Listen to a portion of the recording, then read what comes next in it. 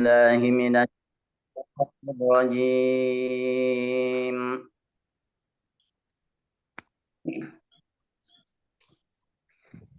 بسم الله الرحمن الرحيم.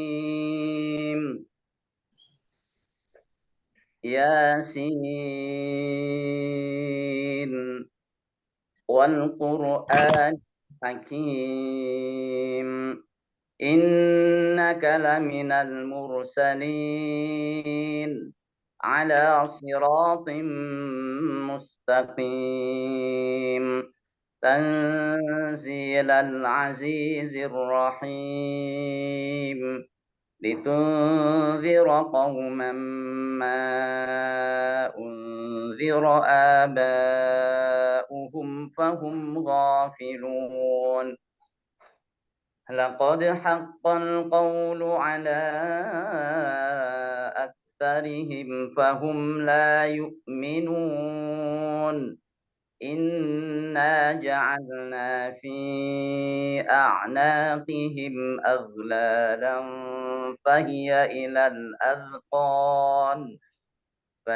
إلى الأذقان فهم مقمحون.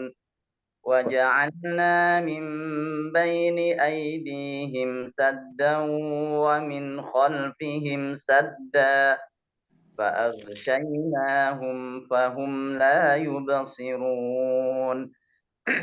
وسواء عليهم أأنذرتهم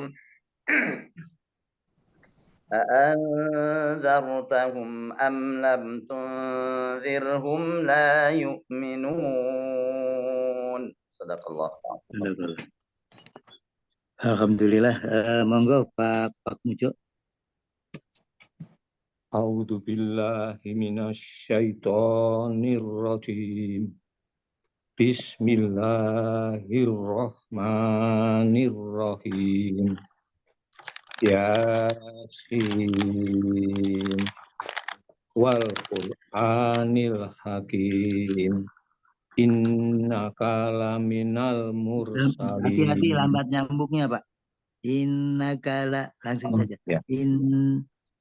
Innaka laminal mursalin ala syiratim mustaqim. Rohnya panjang, Pak. Oh ya. Ala syiratim mustaqim. Timnya panjang kan, Pak? Bapak kalau ketemu tasdid mim aja itu lebih dari nun mati atau tanwin ketemu mim, itu namanya idgham bigunnah, artinya didengungkan. Ya, monggo. Ala siratim mustaqim. Kurang, Pak. Oh ya. Ala siratim mustaqim. Tahan dulu. Siratim kan jadi seperti itu, ditahan. Tiga harokat kita ambil. Ala siratim mustaqim. Iya, Hasan. Tangzilal betul Bapak yang pertama tuh. Tahan, Pak. Tahan di situ. Iya. Tangzilal aziz. Ini dua. Tangzilal. Oh iya. Tangzilal azizir rahim. Litung diro kaumam. Bapak. Huruf di kita itu untuk qaf itu qau, tidak bukan ka-nya. Qau, jadi langsung mulutnya bulat. Litung diro kaumam. Rohnya lambat nyambung. Litung diro kaumam undiro abauhum fahum ghafilun. Ya, lanjut, Pak. Laqad haqqal qawlu ala tasdidnya tekan. Laqad haqqal. Monggo. Laqad haqqal qawlu ala aksarihim fahum la yu'minun. inna ja'alna fi Nanya dua, Pak. Jilidnya tiga. inna ja'alna fi a'naqihim aghlalan qahiyya. Pak. Aduh. Fahiyya. Kalau berhenti di sini boleh ya? Fahiyya ilal azqan. Langsung. Oh. Fahiyya ilal azqan. Fahiyya ilal adqa. Nah, di situ jangan mantul, Ya. Pak. Ya, Pak. Jangan tahan dia. Wa ilal azqani. Fahiyya alal I bawah. Fahiyya ilal adqani fahum mahun wa ja'alna mim baini aitihim. Gambar nyambung nih ya. Oh ya. Wa ja'alna mim baini aitihim Di dua D-nya. ID. Oh iya. Wa ja'alna mim baini aitihim. Lambat nyambung, Pak. Tadi udah bagus, Pak. Wa ja'alna mim baini aitihim sadaw wa min khol. Ditekan. Saddau. Monggo. Saddaw wa min khalfihim sadda wa min khalfihim saddan fa'aghshaynahum fahum la yubsirun. Lanjut. Satu lagi, monggo. Alaihim. Itu jangan terlalu lama unnya. Oh, iya. Seperti tadi jangan langsung saja itu izhar. Oh ya. Alaihim jadi seperti itu. Monggo. Fasawaun alaihim andartahum am lam tandirhum. Ulangi tuh. Am lam tung. Iya. Am lam tundirhum la yu'minun. Oh, di situ ditahan Bapak 3 harokat. Am lam tundirhum. Oh. Am lam tundirhum la yu'minun. Allahul adzim. Alhamdulillah. Sekarang Pak Widodo, monggo Bapak.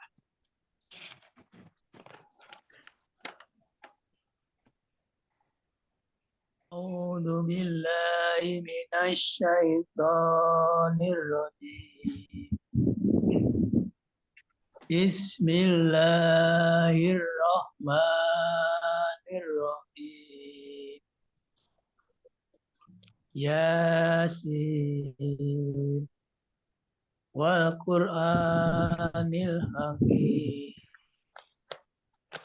Innaka laminal mursalin ala siratim mustaqim.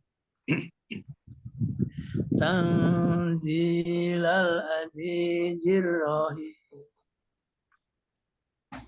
Litundira qauman ma undira aba'um fahum ghafilun.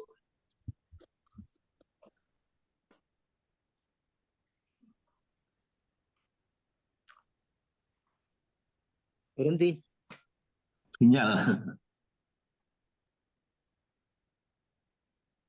Sinyal ya. Kelihatan. Aqlalan faya ilal adqani fahum muqmahun. Waja'alna min baini aydihim saddaw wa min khalfihim sadda. Idgham bidahnya saddau itu 3 juga Pak. Wa min Waja'alna min baini aydihim saddan wa min khalfihim sadda wa aqsaynahum fahum la yubsirun wa sawa'un alaihim a'andartahum am lam tundirhum la yu'minun. Sadaqallahu adzim. Monggo, Bapak.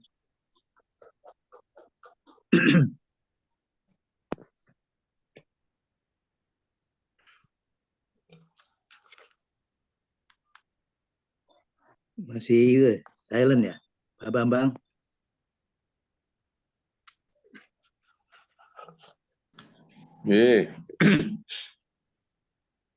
A'udzu billahi minasyaitonir rajim. Bismillahirrahmanirrahim. Yasin wal Qur'anil Hakim. Innaka laminal mursalin. Innaka laminal mursalin ala siratim mustaqim. Dua, Pak. Ala siratim mustaqim. Coba diperbaiki ainnya, Pak ya. Ainnya itu huruf senggau satu-satunya, Pak. Ainnya itu ada di tenggorok huruf kerongkongan tuh. Tenggorokannya. Ala huruf bindeng. Monggo, coba a. Ya. Nah, itu dia tuh. Nah, itu dia. Ala siratim mustaqim. Tanzilal aziz. Tanzilal azizir rahim. Lidunzira qauman lambat nyambung. Lidundira qauman ma undira aba'uhum fahum ghafilun. Laqad haqqal qawlu. Kurang tekan, Pak. Laqad haqqal qawlu ala aktharihim fahum la yu'minun. Bapak kafnya jangan dipantulkan. Aktsarihim, tidak ake, jangan. Monggo. Laqad haqqal qawlu ala aktharihim fahum la yu'minun. Inna ja'alna fi agnafihim. Itu ain, tekan. Monggo huruf hidung. Inna ja'alna fi anakihim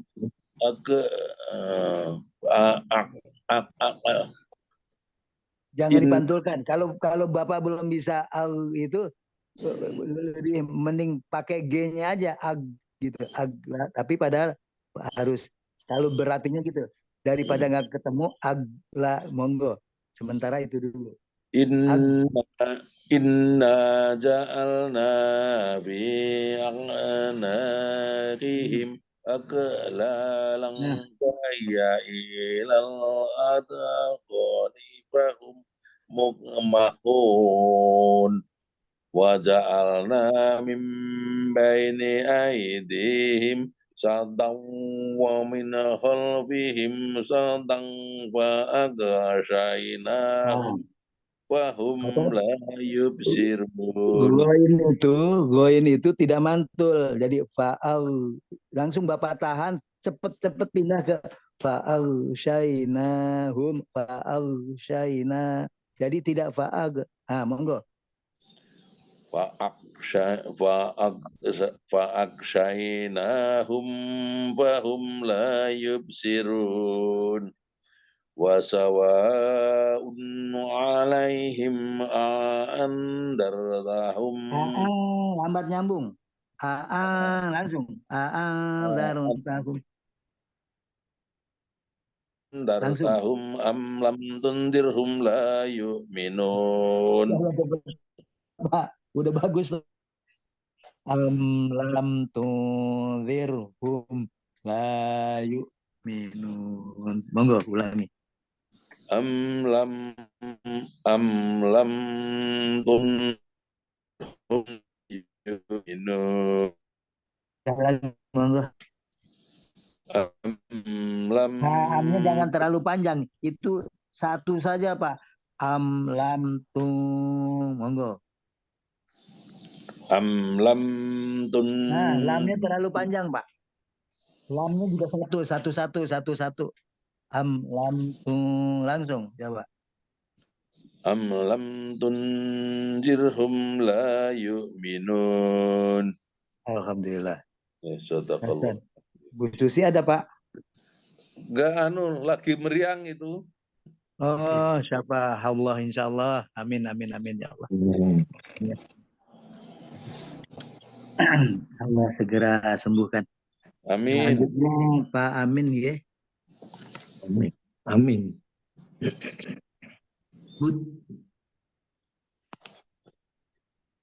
Masih silent, Pak.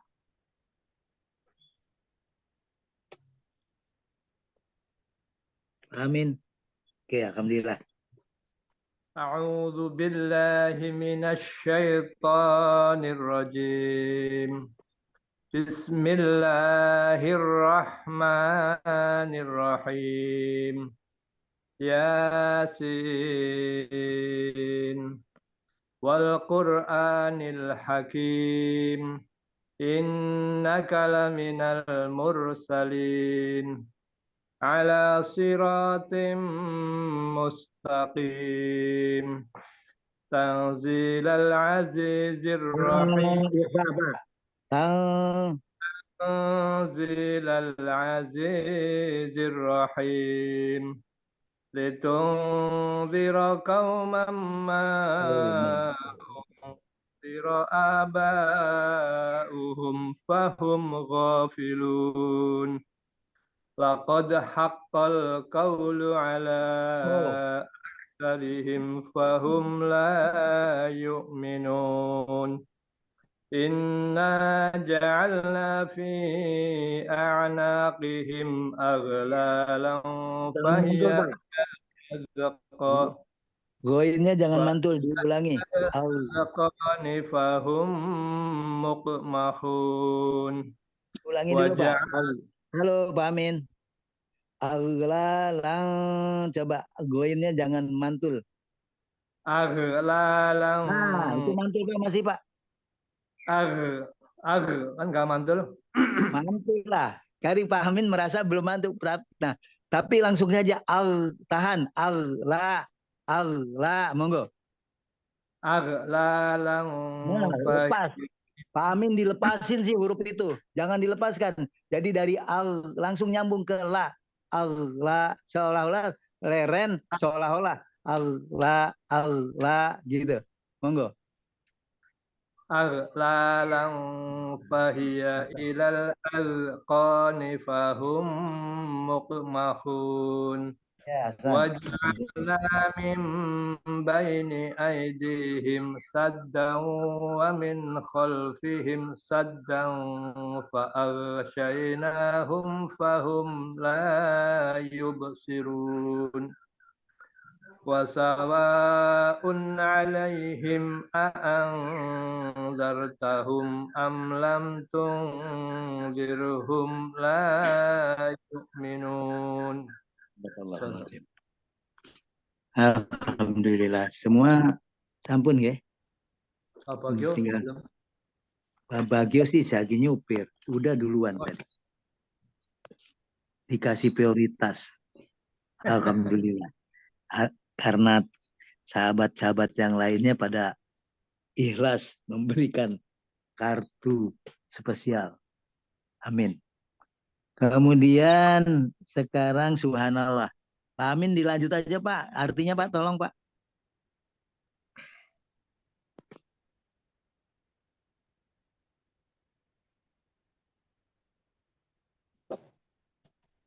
mutlak gitu. Mut lagi.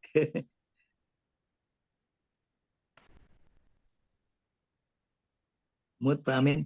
Ya. Yasin. Yasin.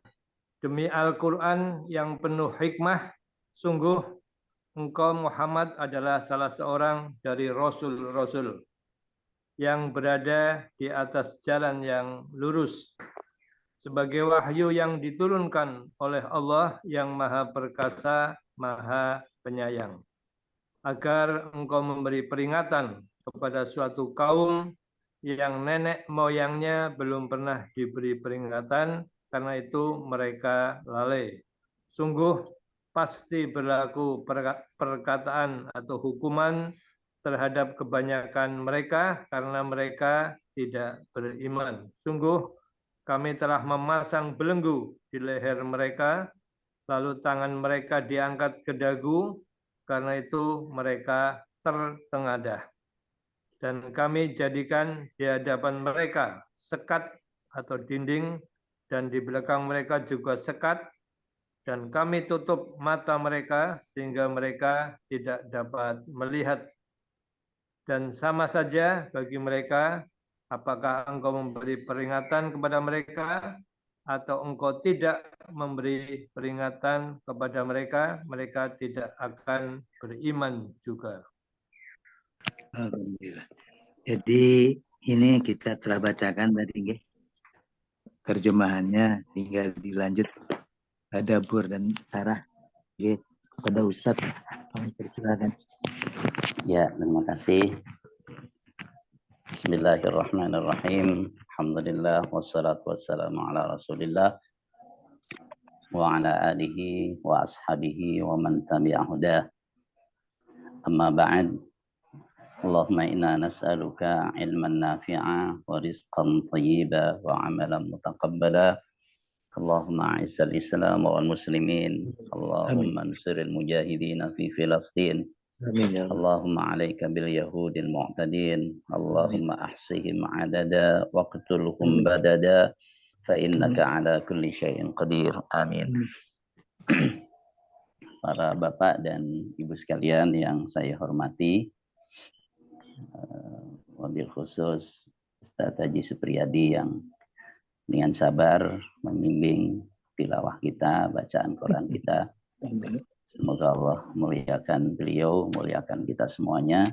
Amin. Dan melipat gandakan pahala dan kebaikan atas semua yang telah diupayakannya dalam rangka untuk meraih kebaikan dunia dan akhirat kita. Amin ya rabbal alamin. Kita memasuki surat baru setelah selesai kemarin kita baca dan kita tadabburi surat Fatir. Sekarang kita masuk surat Yasin, ya, surat Yasin. Ini surat yang ke-36. Kalau urut dari urutan yang ada dalam mushaf, ya. Surat yang ke-36. Surat ini termasuk surat Makkiyah. Surat Makkiyah. Artinya surat yang diturunkan sebelum hijrah. Kalau surat yang diturunkan setelah hijrah disebut surat Madaniyah. Ya, jadi ketika satu ayat turun di Mekah, lihat kalau turunnya itu setelah hijrah, maka nyebutnya Madaniyah, walaupun turunnya di Mekah. Gitu. Jadi yang menjadi tolak ukur adalah sebelum atau sesudah hijrah Nabi Shallallahu Alaihi Wasallam ke Madinah. Kemudian apa isi surat Yasin ini? Isi surat Yasin ini yang pertama menegaskan tentang kerasulan Nabi kita Muhammad Shallallahu Alaihi Wasallam, atau penegasan bahwa beliau adalah Rasul yang mendapatkan risalah ya dari Allah untuk disampaikan kepada umatnya. Ini yang pertama. Yang kedua, di dalam surat ini disebutkan tentang tanda-tanda kekuasaan Allah Subhanahu wa taala di alam semesta ini. Yang tanda-tanda itu menunjukkan keesaan Allah, wahdaniyatullah. Dan sekaligus menunjukkan bahwa Allah Maha Kuasa untuk membangkitkan manusia setelah kematiannya. Maka pokok bahasan yang kedua ada tentang keesaan Allah, wahdaniyatullah, dan yang ketiga tentang hari kebangkitan, yaitu hari akhirat. Nah, terhadap tiga hal ini ditegaskan di dalam surat Yasin. Termasuk juga disebutkan tentang bagaimana sikap orang-orang yang didakwai oleh beliau. Sikap orang itu pula di dalam surat ini.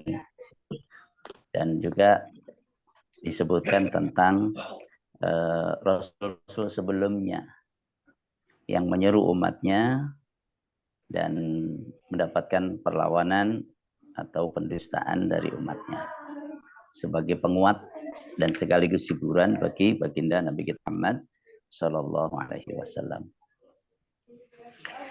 Sebelum kita memulai ayat yang pertama,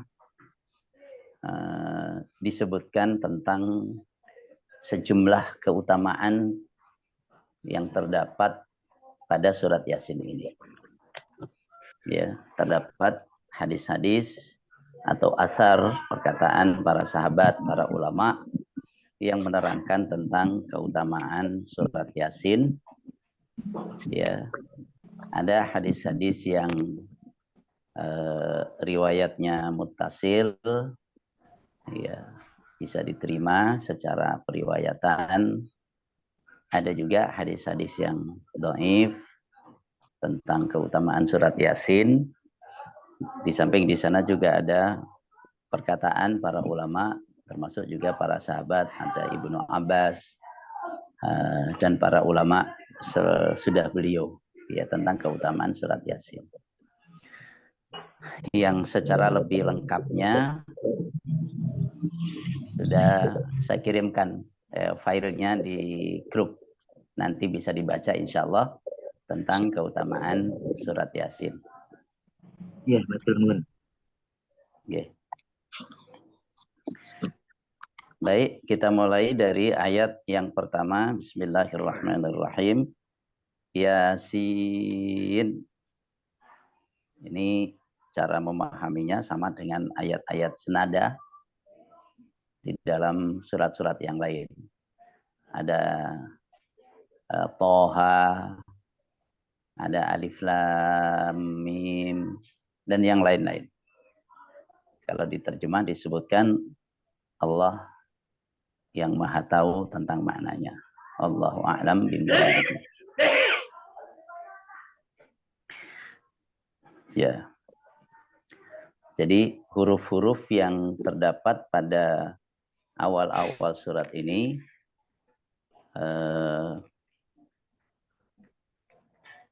hanya Allah Subhanahu wa taala yang mengetahui maknanya. Mungkin ada pertanyaan.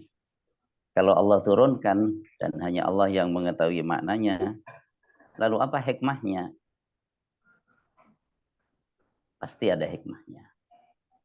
Di antara hikmahnya adalah litanbih. Untuk menarik perhatian. Ya, jadi bagaimana orang yang diajak bicara oleh Al-Quran ini menaruh perhatian terhadap apa yang akan dibacakan, apa yang akan disampaikan oleh Allah Subhanahu wa taala. Kalau penyusun kitab tafsir Al-Ibris dalam arti bahasa Jawa, yaitu Kiai Haji Bishri Mustafa rahimahullah, beliau mengumpamakan begini. Jadi litanbih itu untuk mengingatkan kalau di satu forum besar, rapat akan dimulai pukul 8. Orang-orang sudah berdatangan di forum itu sebelum pukul 8. Sudah barang tentu karena rapat belum mulai, maka satu sama lain saling berbincang. Ya, ngobrol. Jadi suasana juga ya, riuh dengan perbincangan masing-masing itu karena memang rapat belum mulai. Kemudian ketika pemimpin rapat datang dan waktu menunjukkan pukul 8, sebelum memulai, maka pemimpin rapat ini mengetok meja.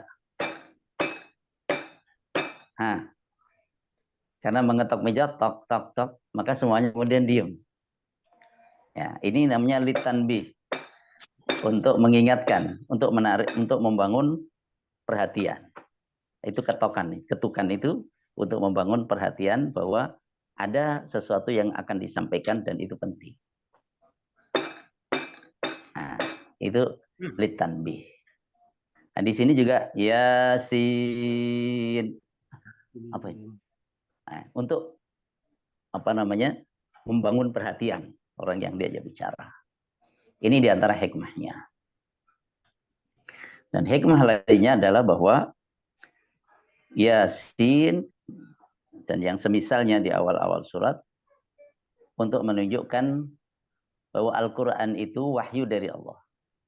Bukan buatan Rasul. Bukan buatan Nabi Muhammad. Bagaimana bisa disimpulkan macam itu? Ya dari Yasin itu sendiri. Yasin menunjukkan bahwa Al-Quran itu diturunkan dalam bahasa Arab. Yang diantara hurufnya adalah ya dan sin. Di antara huruf hijaiyah, alif, ba, ta, terus di antara huruf hijaiyah adalah Yasin. Menunjukkan apa? Quran diturunkan dalam bahasa Arab. Sedangkan kalian, wahai orang-orang yang menentang Quran, terutama waktu itu adalah orang-orang kafir Quraisy Mekah, kalian adalah orang-orang yang banyak pujangga dalam bahasa Arab. Dan menjadi kebanggaan kalian, syair, bahasa-bahasa yang indah. Yang kedua, dan Quran bahasa Arab juga bisa dipelajari oleh siapa saja. Jadi Quran diturunkan dalam bahasa Arab, kalian orang-orang yang ahli bahasa Arab, dan orang yang belum ahli pun bisa mempelajarinya sampai menjadi ahli. Yang ketiga, karena Quran diturunkan dalam bahasa Arab, dan kalian juga berbahasa Arab, dan yang tidak berbahasa Arab juga bisa mempelajarinya sampai mahir. Kalau kalian tidak percaya Quran itu wahyu dari Allah, silakan buat semisal Quran. Nggak mampu semisal Quran, 10 surat dari Quran. Nggak mampu semisal 10 surat dari Quran, sudah 1 surat saja, semisal 1 surat dalam Quran. Ternyata tak seorang pun mampu membuat tandingan. Karena tak seorang pun mampu membuat tandingan, padahal Quran itu diturunkan dalam bahasa Arab, setiap orang bisa mempelajari bahasa Arab itu, dan setiap orang bisa membuat tandingan kalau memang Quran itu buatan Nabi Muhammad. Ya, ternyata kalian tidak mampu membuat tandingan. Nah, ini menunjukkan bahwa Quran bukan buatan manusia. Kalau itu ya buatan manusia, maka kalian pun akan mampu untuk menandinginya. Karena tidak mampu menandingi Al-Quran, ya, berarti bahwa Quran ini bukan buatan manusia, melainkan dia adalah firman Allah. Maka kata Yasin itu menunjukkan Quran itu firman Allah. Saya ulangi, kata Yasin, ya dan sin ini menunjukkan Quran itu firman Allah dengan analisa tadi. Pertama, Quran bahasa Arab. Yang kedua, bahasa Arab bisa dipelajari, bahkan kalian ahli bahasa Arab. Yang ketiga, kalian ditantang untuk membuat yang semisal dengan Quran. Karena nggak mampu, ya udah 10 surat dari Quran. Atau semisal 1 surat dari Quran, nggak mampu juga. Berarti Quran ini benar-benar firman dari Allah Subhanahu wa Ta'ala. Jadi Yasin menunjukkan Quran itu firman Allah. Gitu. Di antara ulama ada yang menafsirkan pula Yasin itu salah satu dari nama Nabi kita Muhammad sallallahu alaihi wasallam. Seperti Toha juga salah satu nama dari beliau.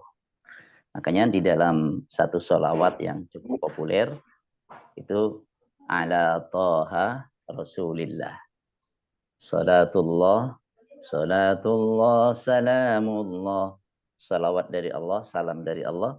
Ala Toha Rasulillah. Untuk Toha, utusan Allah. Toha maksudnya di situ adalah Nabi Muhammad. Salatullah, salamullah. Ala Yasin Habibillah. Salawat dari Allah, salam dari Allah. Ala Yasin, untuk Yasin. Maksudnya Nabi Muhammad. Habibillah, kekasih Allah. Jadi Yasin di antara ulama menjelaskan bahwa itu adalah salah satu di antara nama Nabi kita Muhammad sallallahu alaihi wasallam. Kemudian wal Qur'anil Hakim. Wawu di sini wawu qasam. Wawu menunjukkan demi atau sumpah. Itu disebut wawu qasam. Wal Qur'ani, demi Quran, al-Hakimi yang penuh hikmah. Al-Hakimi yang penuh hikmah. Ya. Kita lihat dalam banyak surat atau dalam ayat-ayat Al-Qur'anul Karim, setelah menyebutkan huruf-huruf di awal surat macam ini, macam Yasin, Toha, dan sejenisnya, umumnya disebutkan tentang Al-Quran. Disebutkan tentang kemukjizatan Al-Quran. Disebutkan bahwa Quran itu firman Allah. Seperti di sini. Yasin. Setelah itu disebutkan tentang Quran. Wal Qur'anil Hakim. Toha.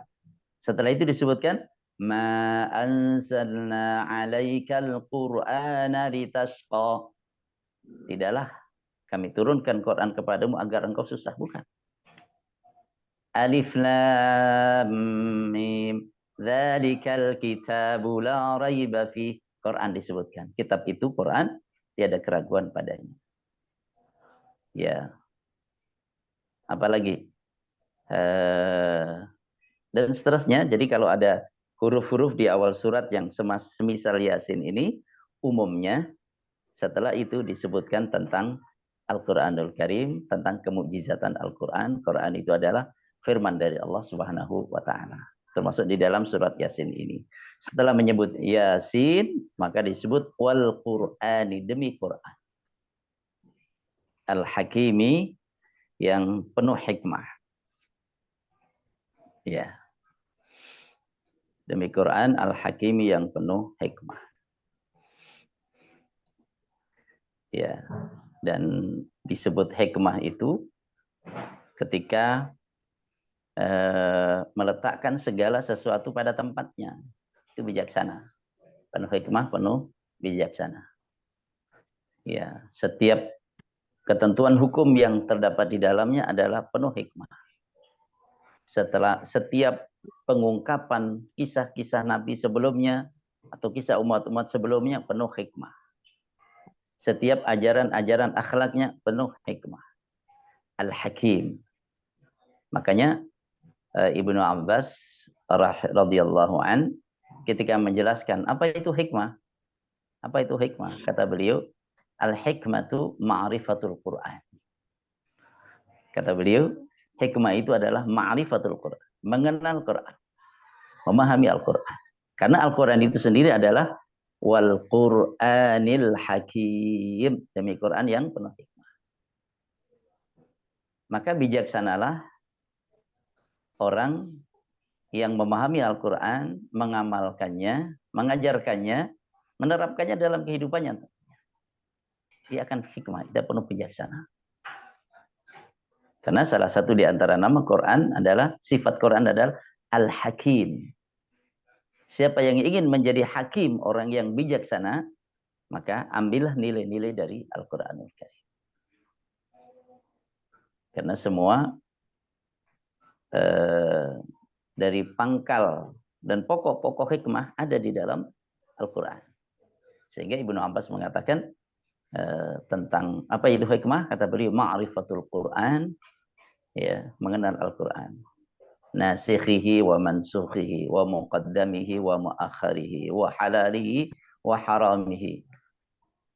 Jadi intinya yang awal itu tadi mengenal Al-Quran. Baik itu yang nasikh mansukhnya, yang muhkam, mutasyabihnya, yang dahulu, yang akhir, mana yang dulu diturunkan, mana yang akhir, mana yang dihalalkan Quran, mana yang diharamkan. Memahami Al-Quran, ya, ini menjadikan seseorang memiliki sifat hikmah. Karena Quran itu salah satu namanya adalah Al-Hakim. Wal Qur'anil Hakim, demi Quran yang penuh hikmah. Di sini Allah bersumpah demi Quran. Boleh nggak kita bersumpah dengan demi Quran? Tidak boleh. Allah bersumpah wadduha, demi waktu duha. Boleh nggak kita bersumpah dengan demi waktu duha? Nggak boleh. Allah bersumpah dengan wal asr, demi waktu asar. Boleh nggak kita bersumpah demi waktu asar? Jawabannya nggak boleh. Nah terus kalau kita bersumpah, gimana caranya? Demi Allah saja. Atau dengan menyebut sifatnya. Demi yang menciptakan langit dan bumi. Boleh. Karena itu demi Allah juga. Lalu pertanyaan, kenapa nggak boleh bersumpah dengan selain nama Allah Subhanahu wa Ta'ala? Ya, ada di dalam hadis disebutkan, man halafa bi ghairillahi faqad asyraka. Siapa yang bersumpah dengan selain nama Allah, faqad asyraka, maka sungguh ia telah melakukan perilaku syirik, menyekutukan Allah. Nah, syirik itu bertingkat-tingkat. Ada syirik akbar yang membuat orang keluar dari Islam, ada syirik asghar, syirik kecil yang tidak membuat orang keluar dari Islam. Ya, termasuk bersumpah umpamanya demi Quran, demi bumi, demi ini segala macam, itu masuk syirik, tapi tidak sampai kepada syirik akbar. Tapi syirik asghar yang kita juga berusaha untuk menghindarinya. Nah kalau nggak boleh, kenapa Allah sendiri bersumpah dalam Quran dengan nama-nama makhluknya? Wal asr, demi waktu asar. Wasyams, demi matahari. Wal lail, demi malam, dan seterusnya. Kenapa Allah bersumpah? Iya. Kalau Allah bersumpah dengan nama-nama makhluknya itu, dengan menyebut makhluknya, dalam rangka mengingatkan umat manusia tentang kekuasaan Allah. Jadi kalau Allah bersumpah dengan menyebut nama-nama atau menyebut makhluknya, apakah demi asar, demi dan yang lain-lain itu, untuk mengingatkan kita semuanya tentang keagungan Allah melalui ciptaannya. Allah yang menciptakan waktu pagi, Allah yang menciptakan waktu siang, malam, menciptakan waktu siang, menciptakan matahari, dan seterusnya. Ketika orang berpikir tentang ciptaan-ciptaan Allah itu, nanti kesimpulannya, alangkah maha agungnya Sang Pencipta. Jadi ketika Allah sebutkan ciptaan-ciptaannya itu dan digunakan oleh Allah untuk bersumpah, ini untuk menunjukkan kekuasaan Allah, agar dengan mengetahui kekuasaannya itu, maka kita mengagungkan yang maha kuasa. Jadi ujungnya adalah ketika Allah menyebutkan sumpah-sumpah selain dengan namanya dalam Quran, ini untuk mengingatkan kita tentang ciptaan-ciptaan Allah tersebut, sehingga kita memahami kekuasaan Allah. Jadi ujungnya adalah untuk mengenal kekuasaan Allah Subhanahu wa Ta'ala. Allah bersumpah wal Qur'anil Hakim, demi Quran yang penuh hikmah. Apa isi sumpahnya? Isi sumpahnya adalah innaka laminal mursalin ala siratim mustaqim tanzilal azizir rahim. Isi sumpahnya adalah menegaskan innaka, sesungguhnya engkau Muhammad, laminal mursalin, sungguh termasuk para rasul. Jadi Allah bersumpah demi Al-Quran yang penuh hikmah. Apa isi sumpahnya? Isi sumpahnya adalah sesungguhnya engkau termasuk di antara orang-orang yang diutus oleh Allah. Jadi siapa yang bersumpah? Yang bersumpah adalah Allah. Apa yang digunakan Allah untuk bersumpah? Yang digunakan oleh Allah untuk bersumpah adalah Quran yang penuh hikmah. Apa isi sumpahnya? Isi sumpahnya adalah bahwa sesungguhnya Nabi Muhammad SAW adalah Rasul di antara Rasul-Rasul yang diutus oleh Allah Subhanahu wa Ta'ala. Ya. Setelah mengetahui itu, untuk apa?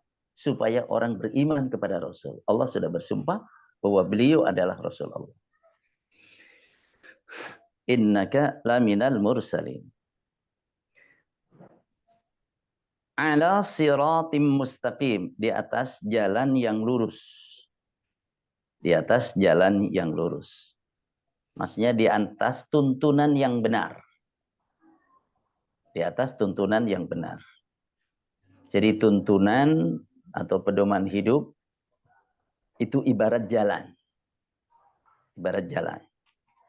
Karena jalan ini mengantarkan seseorang kepada tujuan. Ya. Mau ke Semarang, ke tempat Pak Mujo, ada jalan.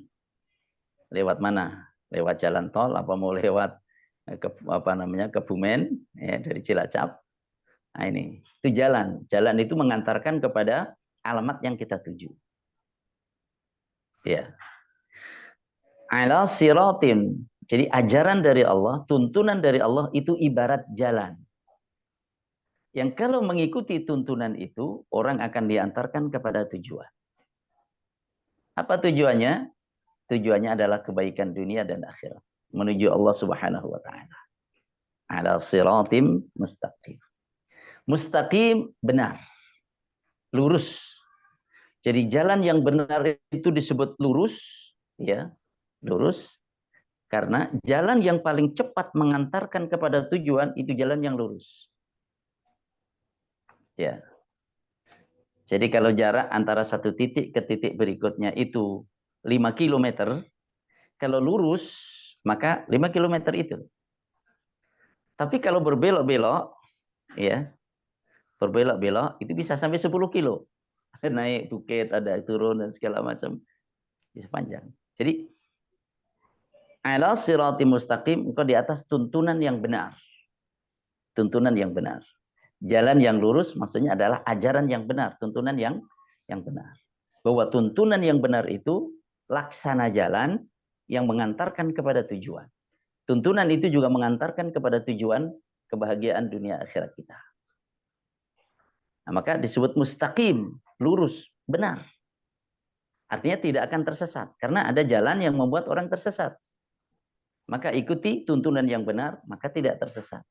Nah, begitu benarnya jalan yang diajarkan oleh Allah kepada para rasul ini, ala siratim mustaqim, sehingga jalan ini paling cepat mengantarkan kepada tujuan. Jadi kalau kita tarik dua titik, garis di antara dua titik, maka garis di antara dua titik itu yang paling dekat adalah garis yang lurus. Garis yang lurus. Makanya Islam kalau difahami apa adanya, ya, keumurnian dan keutuhannya mudah, tidak sulit.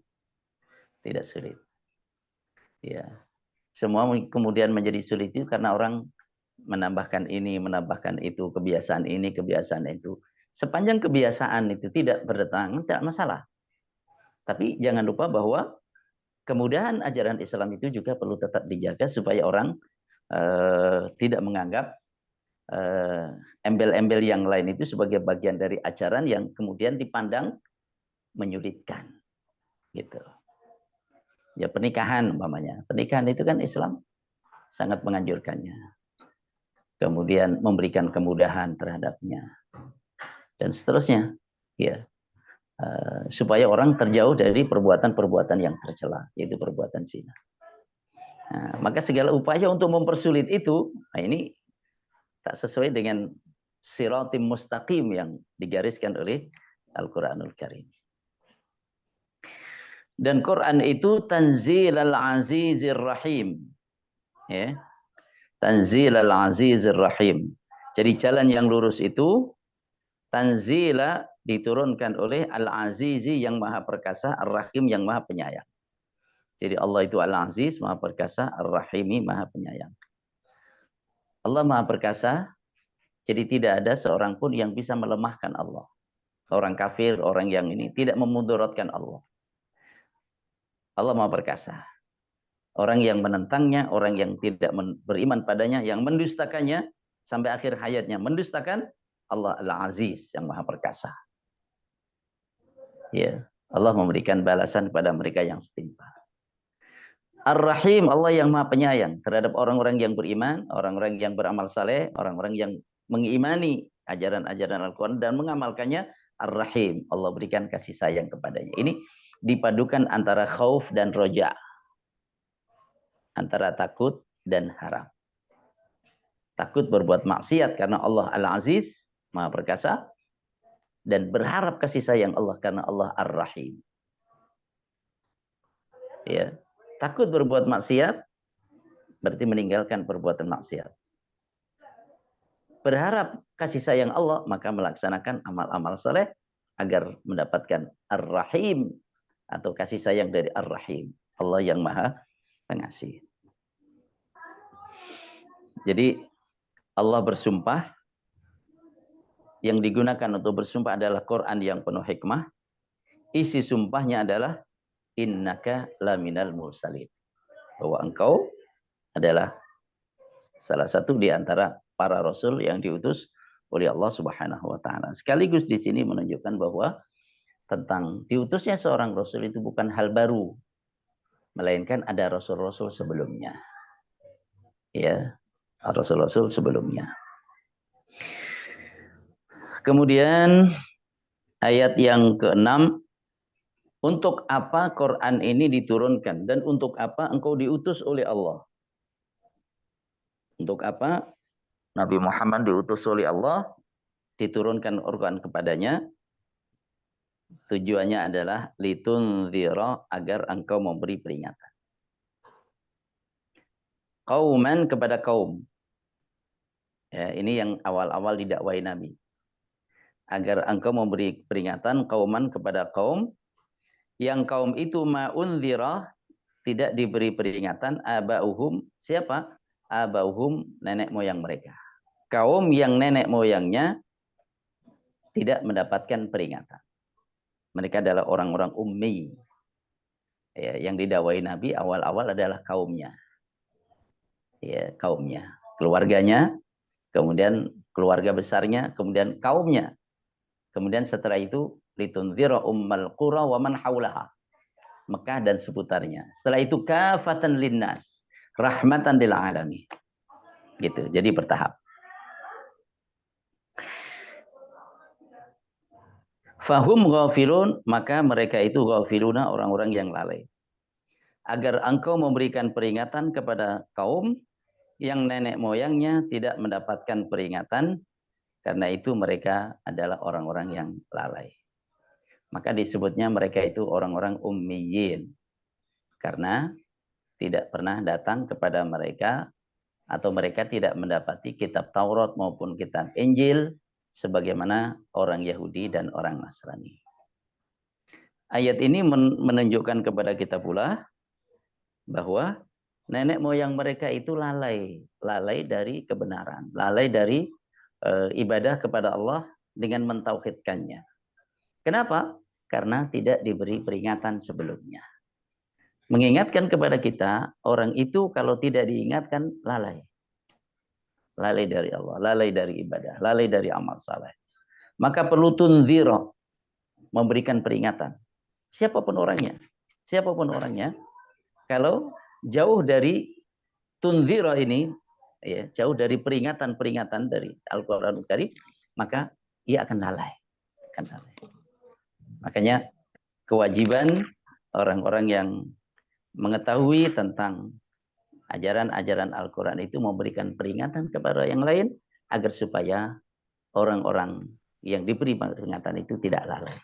Jadi meninggalkan peringatan lalai, tidak memberi peringatan orang-orang akan lalai. Maka di sini secara implisit memberikan perintah kepada kita, karena perintah kepada Nabi juga perintah kepada umatnya, agar kita apa?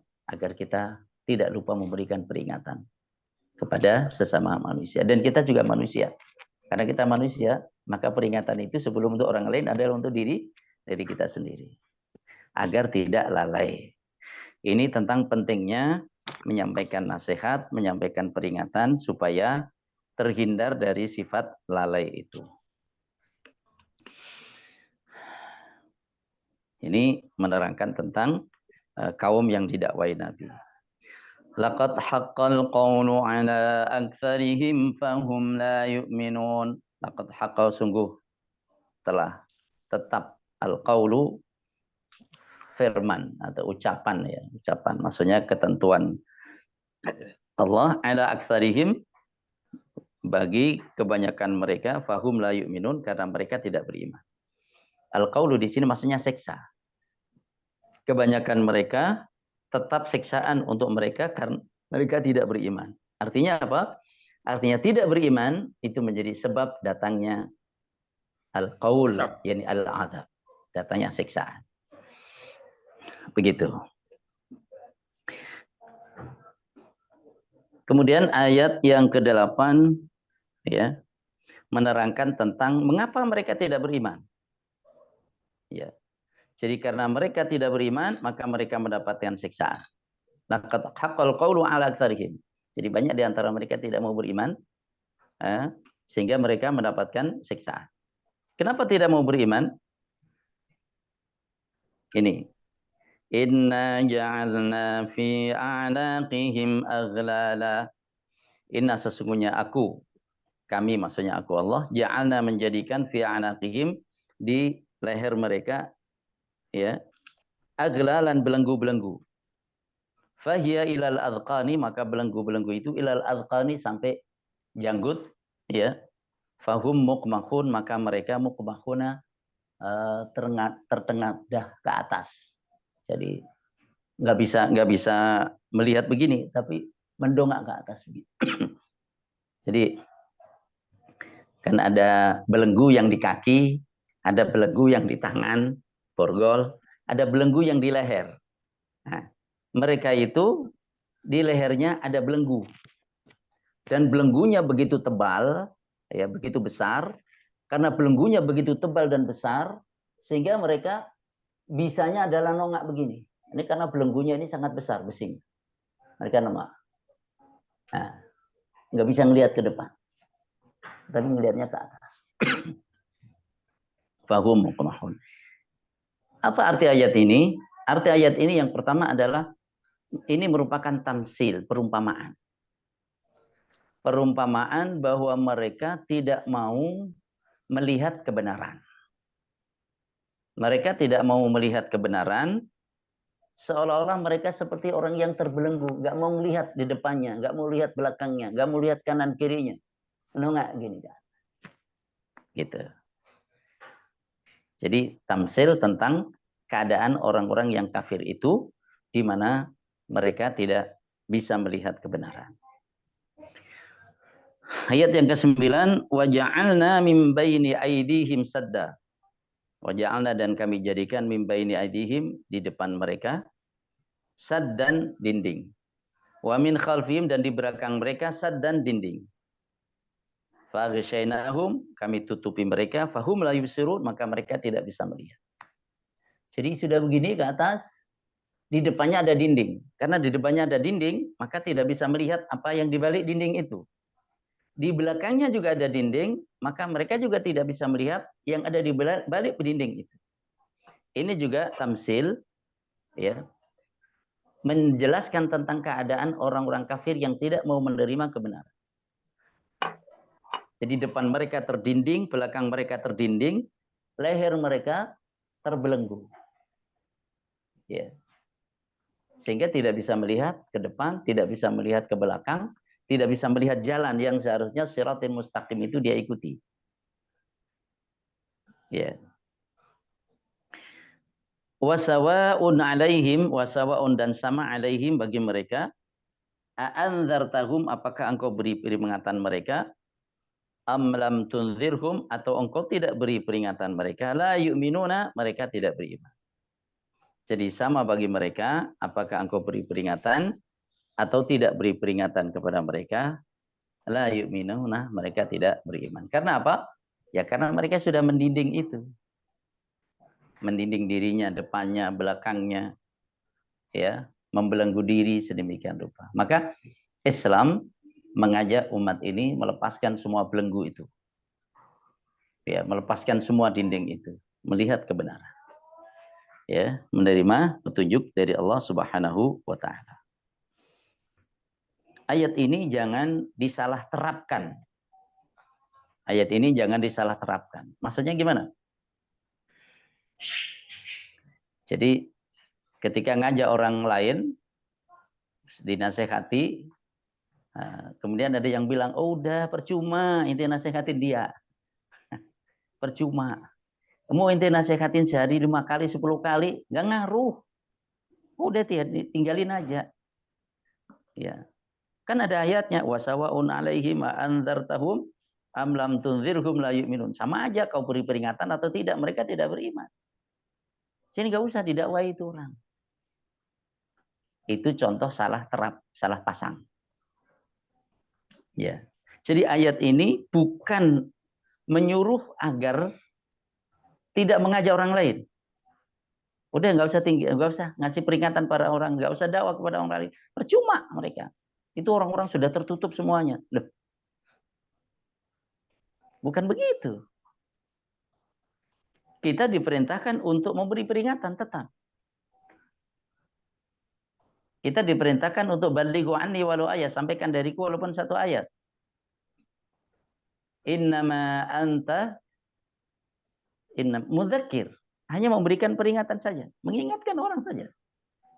Nah, ayat ini menjelaskan bahwa di antara orang yang kau beri peringatan itu ada yang menerima, ada yang tidak mau menerima. Tapi siapa yang menerima, siapa yang tidak mau menerima, itu rahasia Allah Subhanahu wa taala. Ada sebagian orang yang dikasih peringatan atau tidak, dia tidak mau menerima, sama saja. Bagi dia. Tapi bagi yang memberi peringatan, tidak sama. Menyampaikan kebenaran dengan diam, tidak menyampaikan kebenaran, tidak sama. Amar ma'ruf dengan tidak amar ma'ruf, tidak sama. Nahi mungkar dengan diam saja terhadap kemungkaran, tidak sama. Adapun sikap orang menerima itu, apakah mau mengikuti atau tidak, itu bukan urusan kita. Bukan urusan kita. Tinggal kita mana yang lebih prioritas, mana yang lebih produktif, ya kita seleksi. Gitu. Jadi kembali ayat ini bukan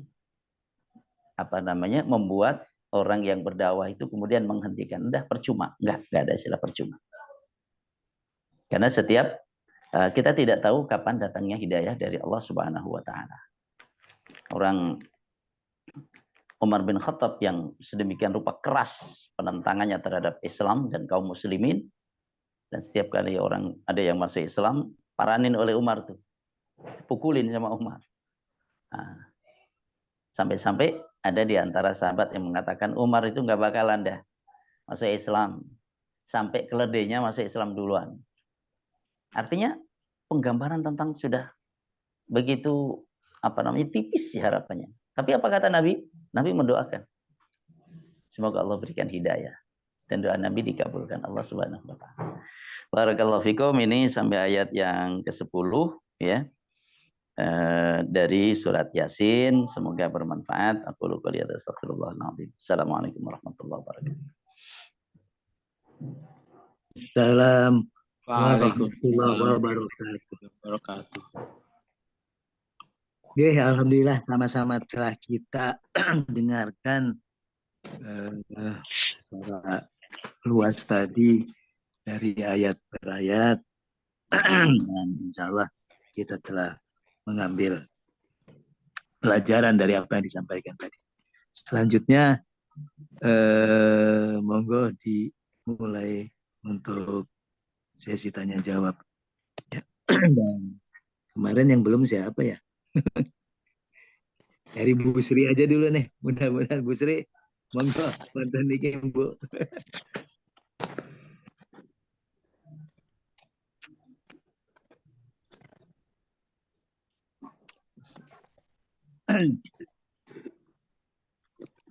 Assalamualaikum warahmatullahi wabarakatuh. Waalaikumsalam warahmatullahi wabarakatuh. Ini orang yang dibelenggu tadi itu orang yang seperti apa? Orang yang tidak mau mengikuti ajaran Allah atau bagaimana? Ya, monggo Ustaz. Penjelasan lebih lanjut.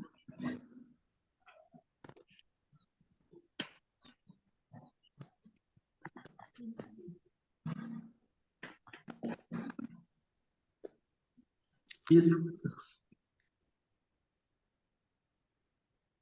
silent, Sat. Baik, terima kasih Bu Sri. Jadi kalau pada ayat yang ke-7 kan disebutkan mengapa banyak dari mereka itu mendapatkan siksaan? Jawabannya karena mereka tidak beriman. Fahum la yu'minun. Jadi tidak beriman mendatangkan siksaan. Kemudian ayat yang tadi ditanyakan, yang dibelenggu itu siapa? Ini menjelaskan kenapa mereka tidak mau beriman. Mereka tidak mau beriman karena membelenggu diri itu tadi. Ya.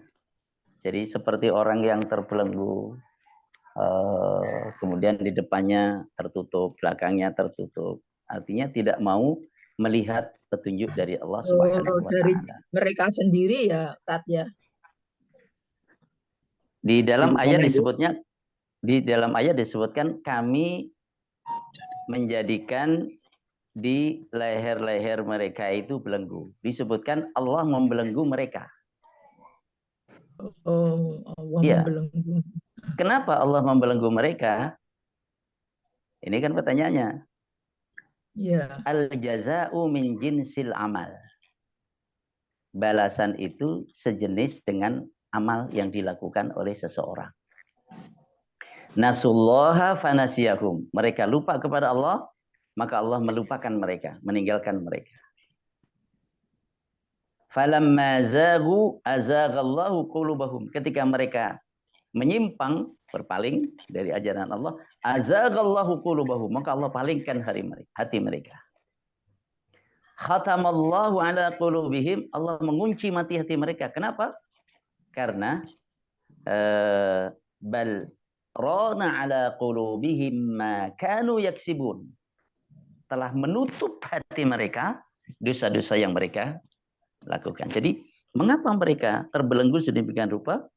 Karena perbuatan mereka sendiri yang menutup diri dari hidayah dari Allah Subhanahu wa Ta'ala. Jadi, Allah membelenggu orang-orang yang memang perilaku dan perbuatannya sudah sedemikian rupa. Jadi, Allah balas mereka sesuai dengan perbuatannya. Begitu, Bu Sri. Barakallah. Alhamdulillah. Amin. Jazakumullah. Bayakum. Kemudian Pak Mujo nih, coba kita dengarkan beliau.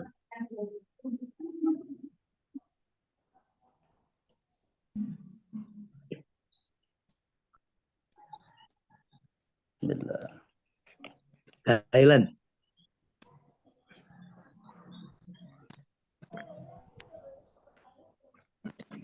Iya. Ayo, Jay. Mungkin pertanyaan saya sedikit menyimpang, tapi karena tadi waktu permulaan kan kita baca surat Ibrahim ya, itu menyebut soal berhala. Berhala pada kaum Ibrahim, itu apakah sama dengan berhala pada kaumnya Muhammad? Sebab pada saat itu kalau nggak salah belum ada istilah Allah barangkali kalau di zaman Ibrahim, tapi zaman Nabi Muhammad kan sudah ada istilah Allah itu. Nama ayahnya saja Abdullah ya. Mohon penjelasan. Terima kasih. Oke, Sat, kaitan dengan ayat 35, Sat. Di situ ada doa kan, Rabbi ja'al hadzal balada amina wajnubni wa baniya an na'budal asnam. Jadi, dan jauhkanlah aku beserta anak cucuku agar tidak menyembah berhala. Mungkin kaitannya yang ditanyakan dengan 35-nya di situ, Sat. Jadi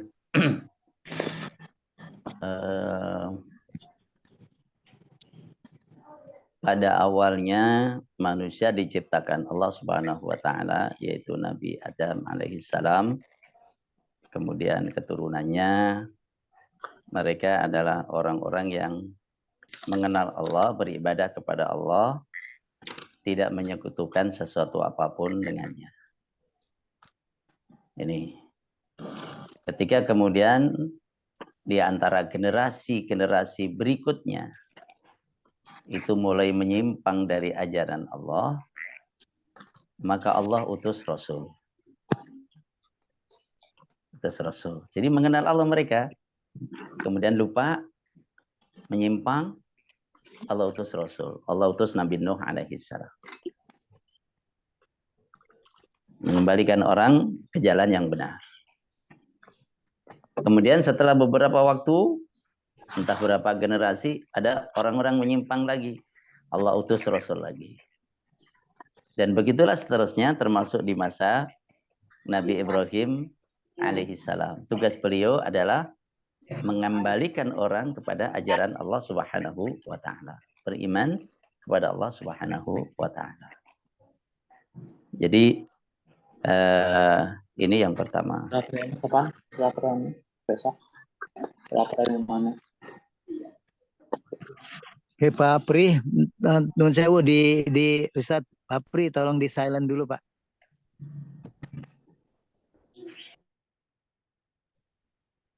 Ya. Gitu. Saya tidak tahu apakah di masa Nabi Ibrahim itu hanya beliau, sedangkan kaumnya tidak mengenal Allah, tidak dijelaskan. Ya, tapi kaumnya menyembah berhala memang dijelaskan. Maka diajak kembali kepada Allah Subhanahu wa taala. Dan pada masa Nabi Ibrahim, bersamaan dengan masa diutusnya beliau, juga ada nabi yang lain diutus oleh Allah Subhanahu wa taala, yaitu Nabi Lut, ya, Nabi Lut. Diutus juga oleh Allah Subhanahu wa taala bersamaan dengan diutusnya pada masa diutusnya Nabi Ibrahim alaihissalam. Jadi mungkin yang ditanyakan Pak Mujo tadi, apakah di masa Nabi Ibrahim kaumnya itu sudah beriman kepada Allah atau belum, gitu ya. Nah, sedangkan kaum Nabi Muhammad yang beliau dakwai awal-awal, yaitu orang-orang Mekah, itu mereka sudah beriman kepada Allah dalam arti mengakui nama Allah itu ada, Allah itu yang menciptakan, Allah itu yang mengatur semesta alam ini. Mereka mengakui itu. Jadi tentang rububiyah Allah, bahwa Allah itu yang maha menciptakan, yang mengatur semesta alam ini, mereka ya mengatur. Cuman dalam ibadahnya kepada Allah, ini mereka menyimpang. Ya, menyimpang. Mengakui adanya Allah, tapi mereka menyembah kepada Allah dan juga menyembah kepada yang lain. Dan juga mereka tidak beriman kepadanya, kepada adanya hari akhir. Jadi ada titik persamaan dan ada juga titik perbedaan antara satu kaum dengan kaum lainnya yang didakwai oleh para nabi dan Rasulullah Subhanahu wa taala. Titik persamaannya adalah sama-sama mereka itu orang-orang yang diajak oleh Rasul karena mereka menyimpang dari ajaran Allah Subhanahu wa taala agar kembali kepada jalan yang benar. Nah, tingkat seberapa mereka mengimani adanya Allah Subhanahu wa taala ini berbeda-beda antara satu kaum dengan yang lain. Wallahu a'lam.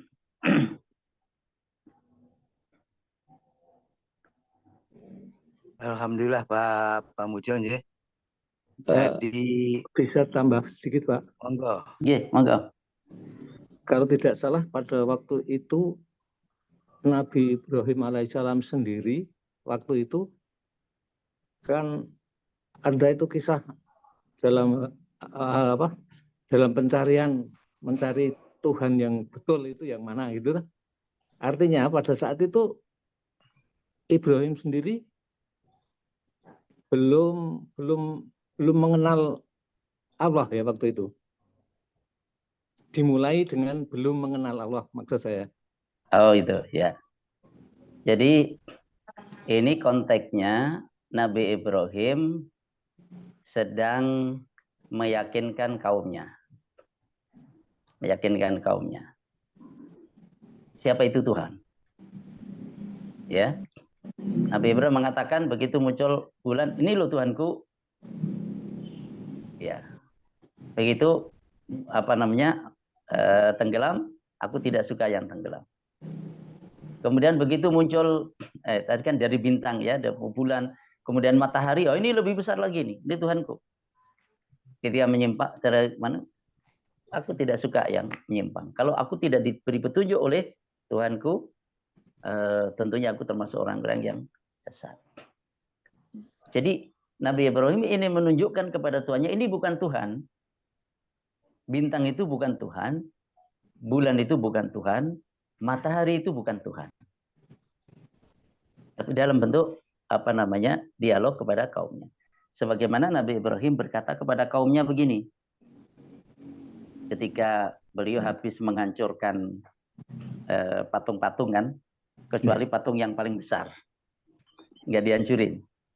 Kemudian kampaknya dikalungkan di patung yang paling besar itu, sedangkan patung-patung yang lainnya sudah dihancurkan. Ketika ditanya, Pak Ibrahim, apakah engkau yang menghancurkan ini semuanya? Ibrahim mengatakan, yang menghancurkan ini loh yang paling gede. Bal fa'alahu kabiruhum hadza. Ini loh yang paling gede yang hancurin. Ya. Bukan menunjukkan yang paling gede dia yang hancurin, bukan. Tapi mengajak mereka berpikir bahwa ini nggak bisa ngancurin. Gitu. Jadi dia mengatakan ini loh yang telah menghancurkan patung-patung yang lain secara tekstualnya begitu. Tapi maksudnya adalah ini nggak bisa berbuat apa-apa, ngancurin nggak bisa. Gitu. Jadi Nabi Ibrahim menunjukkan ini loh Tuhan. Oh bukan, ini Tuhan, bukan, ini Tuhan. Kemudian itu semuanya bukan Tuhan. Nah, Tuhan itu hanyalah Allah Subhanahu wa taala. Jadi itu adalah cara Nabi Ibrahim untuk menjelaskan kepada kaumnya bahwa yang disembah selain Allah itu semuanya bukan Tuhan. Nah, kemudian mengajak kaumnya mengikuti ajaran Allah Subhanahu wa taala. Wallahu a'lam. Tambahan mungkin saat ada ayat silakan. Di dalam surat Ibrahim itu di 39 di ayat 39-nya kan ada doa Alhamdulillahilladzi wahabali 'alal kibari Ismail wa Ishaq. Ini berarti kan bahwa Nabiullah Ibrahim itu juga sudah mengucapkan alhamdulillah, segala puji bagi Allah di 39-nya itu Ustaz. Artinya apa yang ditanyakan Pak Insya Allah Pak Pamujo juga berarti sudah mengenal Allah juga Pak Pamujo. Nuhun sewu, monggo Ustaz diperdalam sama-sama ini. Baik. Ya. Itu setelah beliau jadi Rasul Allah ya. Setelah jadi Rasul. Iya. Setelah jadi Rasul ya. Iya. Iya.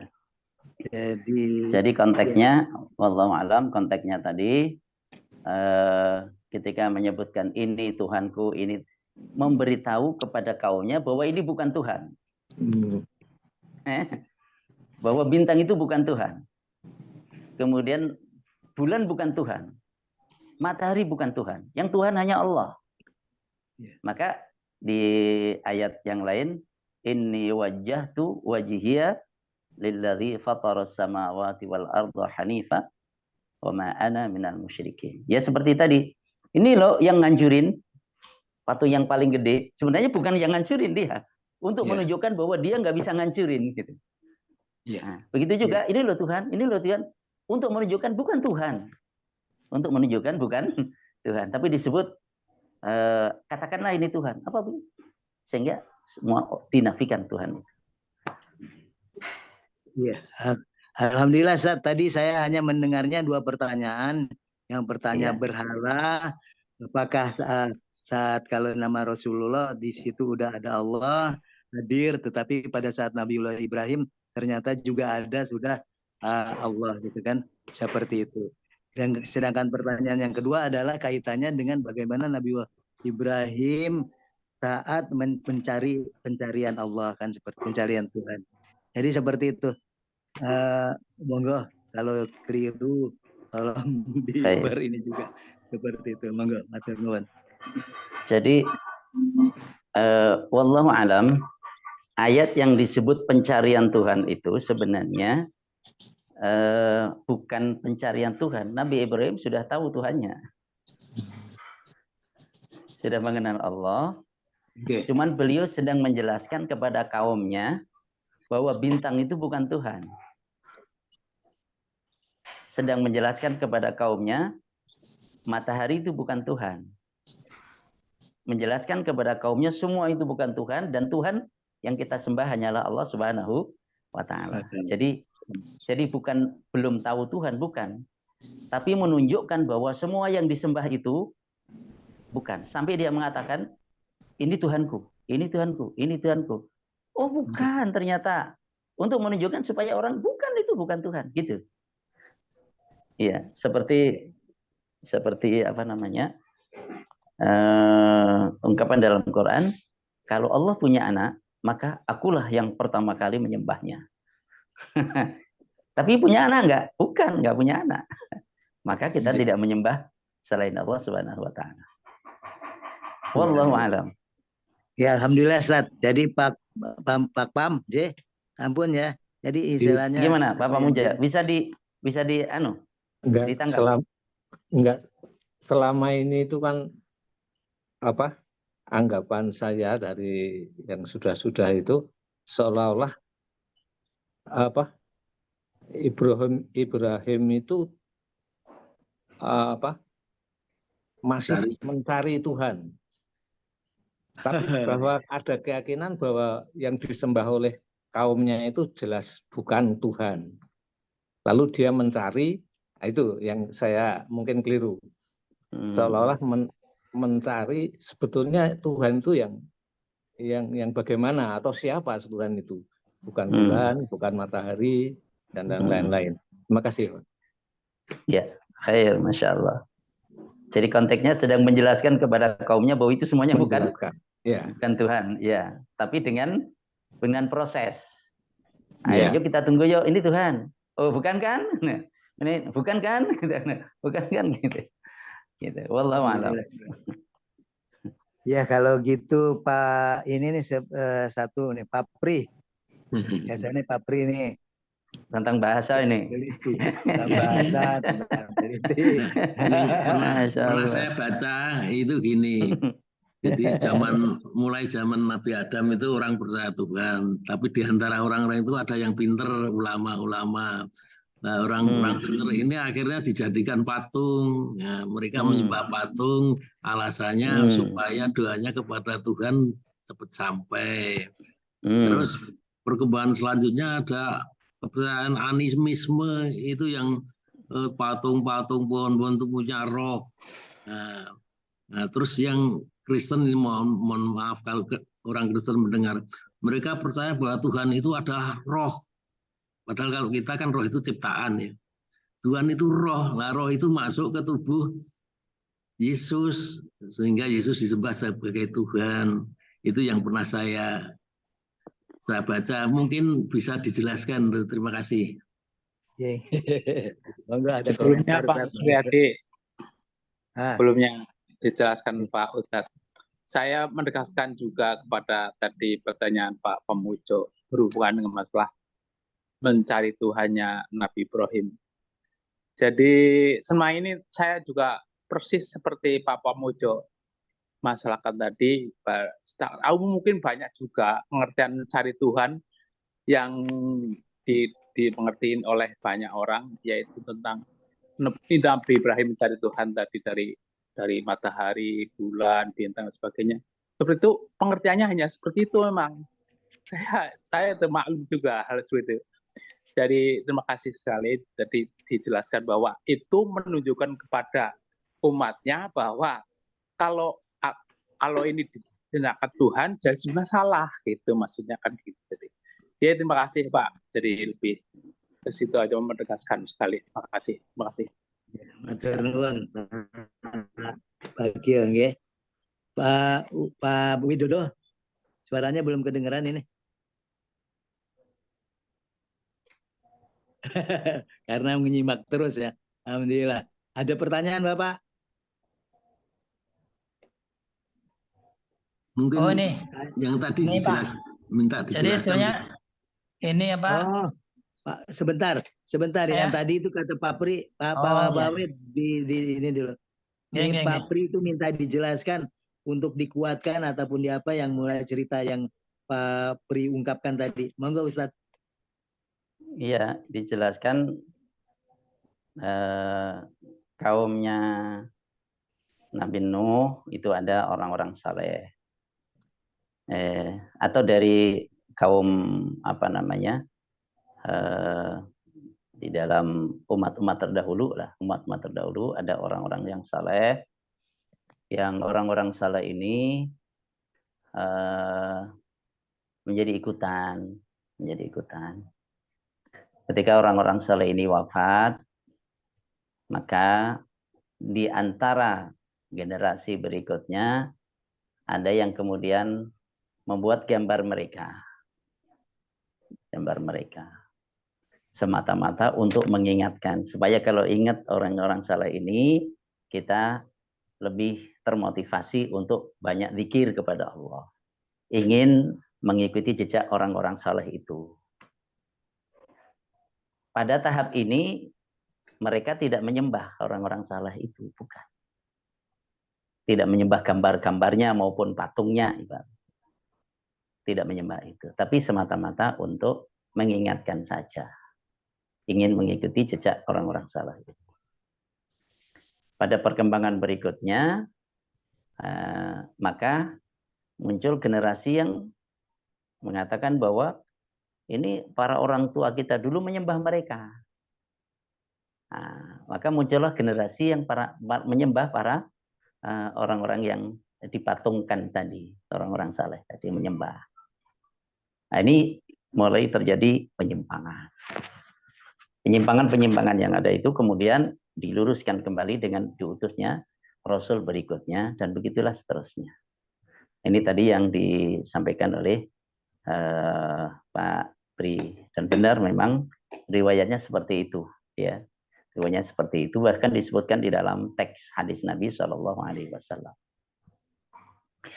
Adapun tentang keyakinan orang-orang Nasrani, kalau kita baca dalam Al-Quranul Karim, bahwa keyakinan orang-orang Nasrani itu tidak sama satu dengan yang lain. Ya, di antara mereka sendiri itu udah berbeda-beda.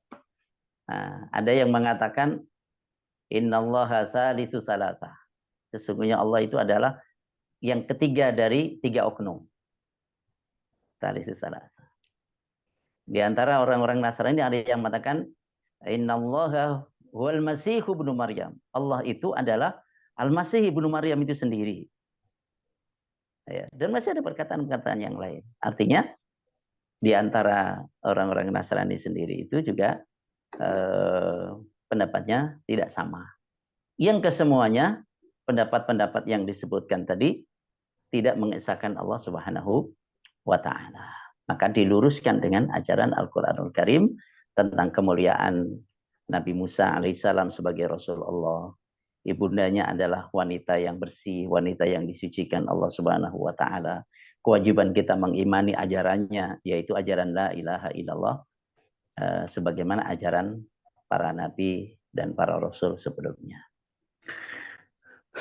Adapun perbedaan-perbedaan yang lain, ada berapa puluh, berapa banyak, sampai kemudian yang diambil dalam konsili Nikia itu adalah pendapat yang sesuai dengan keyakinan para penguasa pada waktu itu, walaupun bukan pendapat yang mayoritas, pendapat yang minoritas, ya. Akhirnya itulah yang berkembang wallahu alam sampai sekarang ini dengan berbagai macam derivat dan perbedaannya. Wallahu a'lam bishawab. Alhamdulillah Pak Pri. Ya, alhamdulillah. Terus tadi yang Pak Widodo monggo sudah.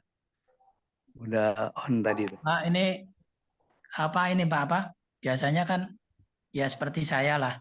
Itu kan ada yang mengagumi katakanlah ustadz tertentu lah ya dalam kalau kita mendengarkan ustadz A gitu kan kayak terkesima gitu istilahnya.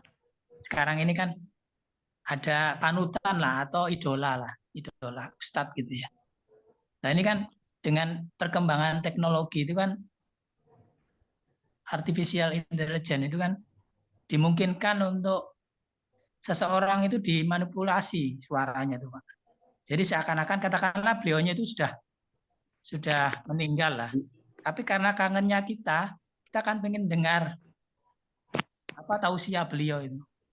Nah ini karena kehebatan artificial intelligence ini itu menjadi kayak dihadirkan lagi, Pak.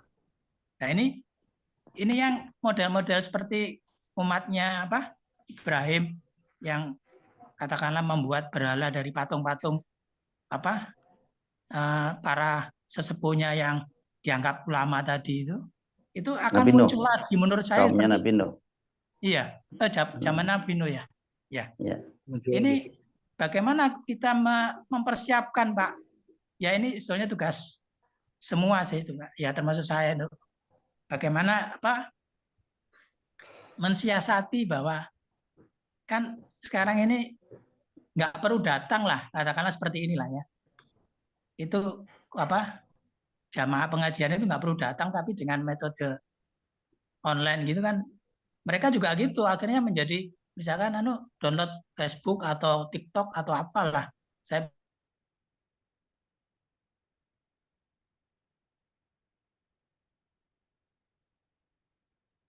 Sinyal.